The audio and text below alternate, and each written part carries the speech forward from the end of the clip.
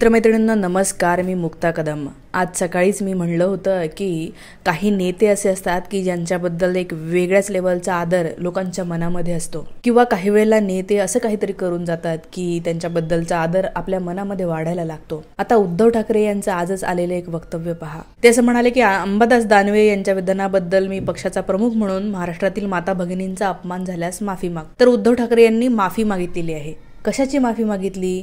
तर उद्धव ठाकरे यांच्याच पक्षाचे नेते अंबादास दानवे, जे सध्या विधान परिषदेचे विरोधी पक्ष नेते आहेत, त्यांनी काल, तुम्ही पाहिलं असेल तर काल सभागृहामध्ये शिवी दिलेली ऐकू येते आहे. तर काल काय झालं होतं, प्रसाद लाड हे जे भाजपचे आमदार आहेत, त्यांनी विधान परिषदेमध्ये राहुल गांधी यांच्या वक्तव्याबाबत एक निषेधाचा ठराव आणला होता. आणि त्या दरम्यान अंबादास दानवे आणि प्रसाद लाड या दोघांमध्ये बाचाबाची झाली, बोलाबोली झाली. त्यांनी काहीतरी बोट दाखवलं वाटतं. मग दानवे असं म्हणाले की माझ्याकडे बोट दाखवायचं नाही, माझ्याकडे जो बोट दाखवेल त्याचं बोट छाटायची व्यवस्था मी करतो, असं बोलले. आणि त्याच्यानंतर एक त्यांची शिवी ऐकू येते आहे. ती शिवी तर मी बोलू शकत नाही, तो व्हिडिओ एकदा तुम्ही पाहून घ्या. शिवी तर मी देऊ शकत नाही, पण व्हिडिओमध्ये तुम्हाला थोडंफार ऐकू येईल. हे आपल्या सभागृहामध्ये तो हात नाही करायचा, माझ्याकडे हात नाही करायचा, माझ्याकडे हात नाही करायचा, तिकडे करायचा, तिकडे करायचा, तिकडे करायचा, तिकडे करायचा.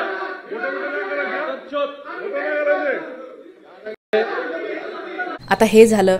खरं तर असं कुणीही करायला नाही पाहिजे. महाविकास आघाडीचे, शिवसेनेचे, उद्धव ठाकरे गटाचे नेते आहेत अंबादास दानवे, आणि अंबादास दानवे असू दे किंवा कुणीही असू दे, अशा प्रकारच्या शिव्या संसदेमध्ये किंवा विधान परिषदेमध्ये, विधानसभेमध्ये कुणीही कधीही देऊ नये. तिथे तुम्हाला आम्ही लोकप्रतिनिधी म्हणून पाठवलेलं आहे.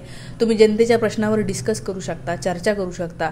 शिवीगाळ करणं हे काही गल्लीमध्ये तुम्ही राजकारण करत नाही आहे. त्यामुळे त्यांनी जे केलेलं होतं ते चुकीचंच होतं. कालही मी बातम्यांच्या व्हिडिओमध्ये हे सांगितलेलं होतं. तर त्यांचं हे वक्तव्य आल्याच्या नंतर आज उद्धव ठाकरे असं म्हणाले की मी त्या पक्षाचा नेता आहे आणि याच्यावरून कुणाला वाईट वाटलं असेल तर मी माफी माग. मला त्यांचं हे जेस्चर फार आवडलं.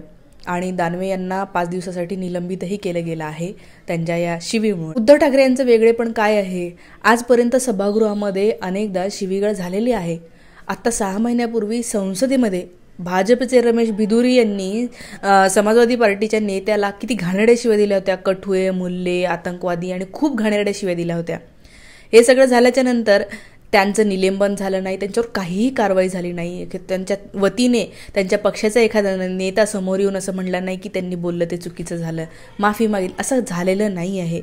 आणि उद्धव ठाकरे यांनी हे केलं. आपले मुनगंटीवार निवडणुकीच्या प्रचाराच्या वेळी किती घाणेरडं बोलले होते, त्याच्यावर मी एक व्हिडिओ बनवलेलाच आहे. काय म्हणाले होते ते की हे काँग्रेसचे लोक सख्खी बहीण आणि सख्खा भाऊ यांना त्यांचे कपडे काढून नंग एका बाजीवर झोपवतात, असं त्यांचं वक्तव्य होतं. व्हिडिओ तो जाऊन एकदा पाहाल, मी कमेंटमध्ये लिंक देईलच. असं बोलल्याच्या नंतर मुनगंटीवारांनी तरी माफी मागितली का? त्यांनी कुणाचीही माफी मागितली नाही. इतकं घाणेरडं बोलून सुद्धा खूप घाणेरडे बोलणारे नेते आहेत. आणि आपण हेही समजू शकतो की हे नेते बोलतात, बरं बोलल्याच्या नंतर माफी तरी मागतात का? तर माफीसुद्धा मागत नाही. आणि म्हणून उद्धव ठाकरे यांची माफी मागणं, यांचं जाहीररित्या हे म्हणणं की कुणाला वाईट वाटलं असेल तर मी माफी मागतो, मला असं वाटतं की हा एक खूप चांगला प्रघात उद्धव ठाकरे यांनी समोर ठेवलेला आहे. आणि हे सगळ्यांनी शिकायला पाहिजे. सत्तेमध्ये असलेल्या भाजपच्या लोकांनी सुद्धा शिकायला पाहिजे. त्यांच्याकडूनही शिवीगाळ होतो.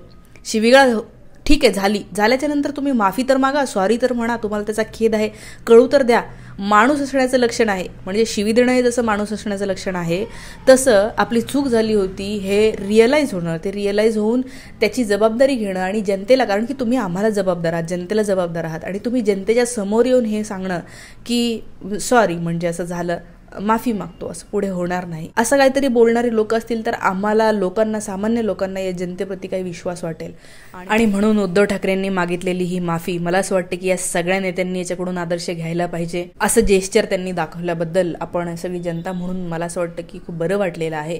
धन्यवाद तर नाही देणार, तुम्हाला तिथे आम्ही कामं करण्यासाठीच पाठवलेलं आहे. आणि तुमच्याकडून चुका होत असेल, तुमच्या लोकांकडूनही चुका होत असेल तर त्याच्याबद्दल तुम्ही माफी मागणं हे खूप चांगला प्रघात, खूप चांगलं कल्चर आपण म्हणू म्हणूया की महाराष्ट्राचं सांस्कृतिक राजकारण, महाराष्ट्राचं राजकारण ज्या महाराष्ट्राच्या राजकारणाला गलिच्छ करून टाकलेलं आहे एका भाजपच्या नेत्यांनी, त्यांचं नाव कमेंटमध्ये मला सांगा. तर असं गलिच्छ केलेलं राजकारण एकीकडे असताना एकीकडे उद्धव ठाकरे सॉरी म्हणतात, माफी मागतात. मला असं वाटतं की हे चित्र फारच आशादायी आहे, आश्वासक आहे.